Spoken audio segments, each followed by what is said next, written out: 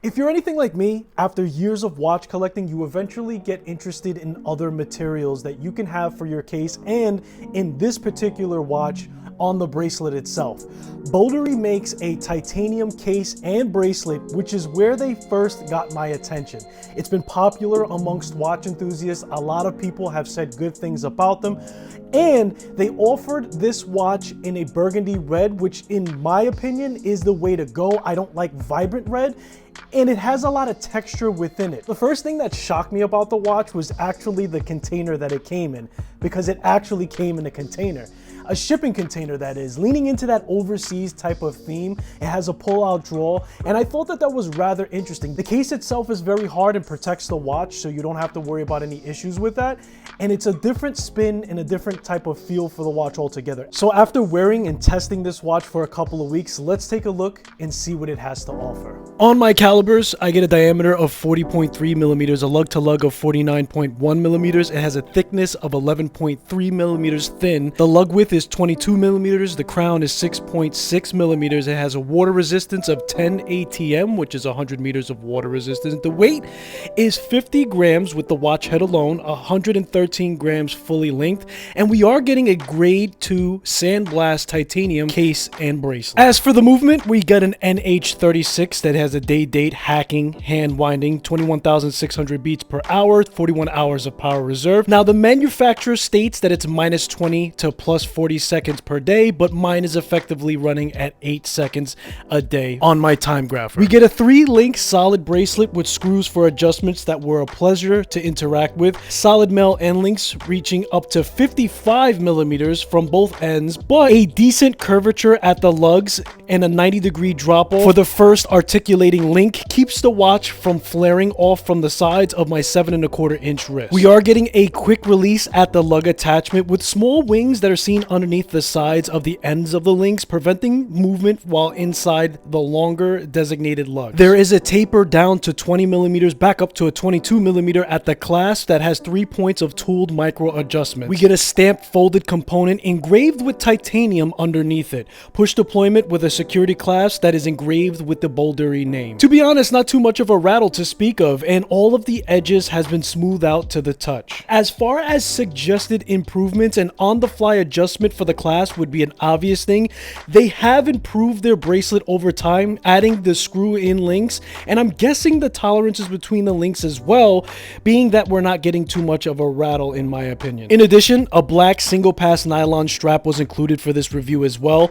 The quality is good. The hardware matches the titanium case. There is also an engraving on the last steel loop. It is a bit stiff, particularly at the double layer portion holstering the metal loops. There are additional material added to the end of the slack to prevent slipping and unraveling itself. They also have additional nylon or leather single pass colors to choose from on the website, so I take a look at that so you can find the right match for your watch. But to be honest, I suggest to go for the titanium bracelet as it matches the case perfectly and it is really good quality. Also to note, your standard straps outside of a bunch strap or a single pass strap doesn't really work for the length of the lug founded on this Voyager. Conventional straps leave way too much of a gap. I noticed 2 pairs of drilled holes on the inside of the lugs. I originally thought this to be an attempt to bring any aftermarket strap closer to the case, but I now think the design to be more of a modification to the lugs to make the bracelet fit better, which it does sit flush against the case. For the case back, we get a solid screw-in, ship's wheel engraved along the spec text surrounding it. My guess would be the ship's wheel is a play on the Voyager name itself. I'm not really mad at the engraving, but I think that if they were to do something that was more dimensional,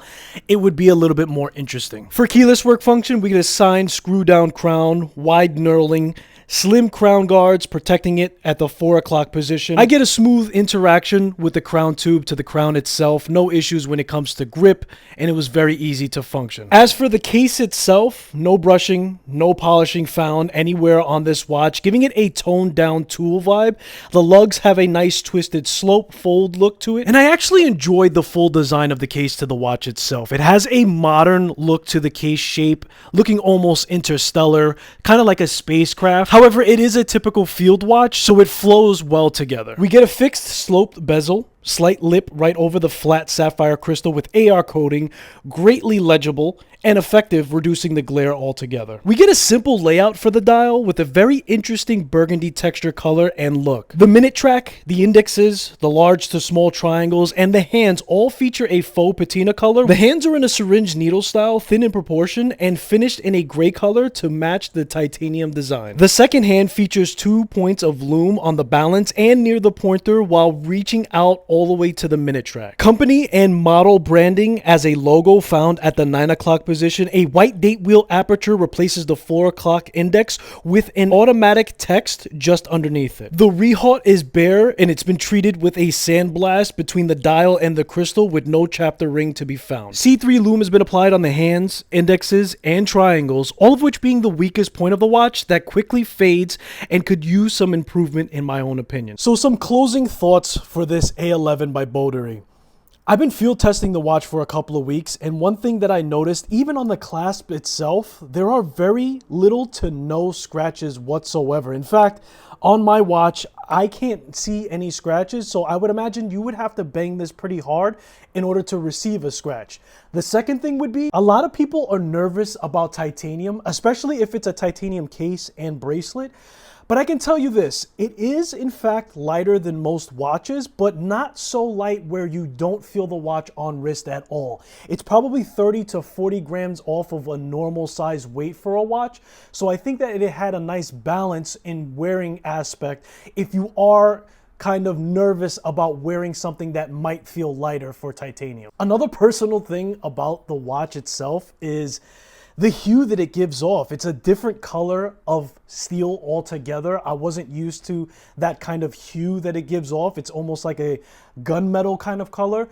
And I think that that makes it look cooler. I think because it is a field watch, it gives it more of a toolish type of look. So I rather enjoyed that as well. And it also has a good originality to it. It's for sure an A11 type of spin, but it has enough DNA within it where it doesn't feel like the common practice that you would normally find for an A11 inspired watch. And I also feel it gives off a futuristic type of vibe. Just the way that those lugs are composed, how they extend out, the fact that you're getting those materials within it, and the nice spin of the dial that they have added to the watch altogether. It kind of gives you a futuristic vibe like with those soldiers in Alien would be wearing on the movie itself. Just so you guys know, after running further tests on the Lume itself, I found that the hands actually last a little bit longer than everything else on the watch, and that's most important when wanting to time tell in a nocturnal setting.